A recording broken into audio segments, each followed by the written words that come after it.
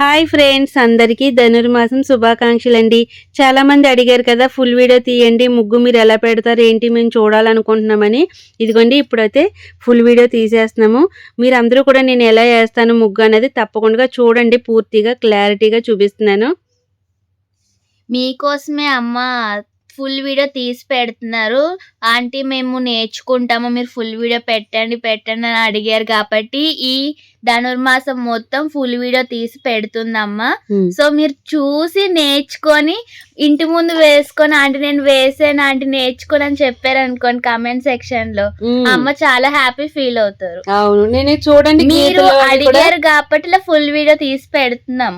So అమ్మని disappoint చెయ్యదు. దీంట్లో డిసప్పాయింట్ చేయడానికి అంటే కమెంట్స్ పెట్టమని నువ్వు అడుగుతున్నావు. కమెంట్ పెట్టమంటున్నాను, నేర్చుకోండి. ఇంకోటి ఏంటంటే సరదాగా మీకు ఒక కథ ఒకటి చెప్పబోతున్నాను ఈ వీడియోలో.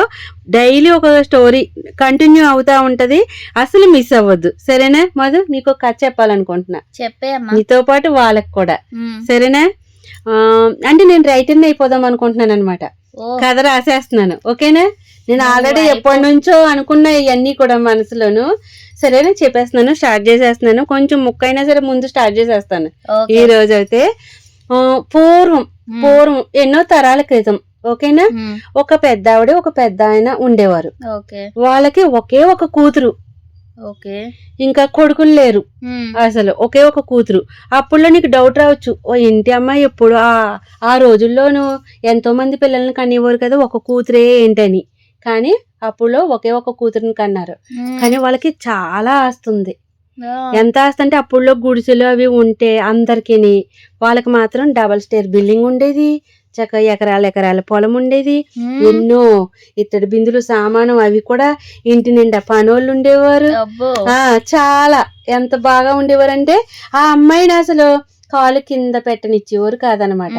పని చెయ్య అవసరం లేదు, ఆవిడ ఎలాంటి పని ఇంకా రాకుమార్తె అనుకో, ఇంకా అంతలా ఉండేది, అంత బాగా చూసుకునేటోళ్ళు. ఇంకా ఎక్కడ చూసిన పనులే, ఇంక ఏ పని చేయ అవసరం లేదు. అలా సరదాగా పెద్ద ఆవిడ అయిపోయింది. ఇంకా అమ్మాయికి అయితే పెళ్లి చేశారు, ఒక అతనికి ఇచ్చి పెళ్లి చేశారు. పైగా అతన్ని ఇల్లరికం తెచ్చుకున్నారు తెలుసా.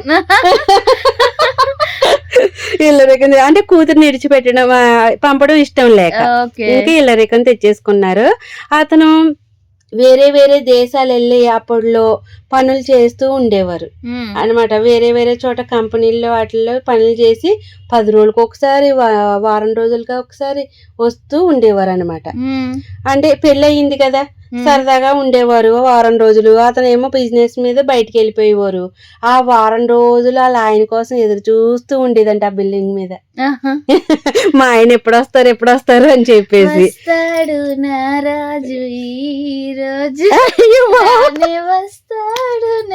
రాజు.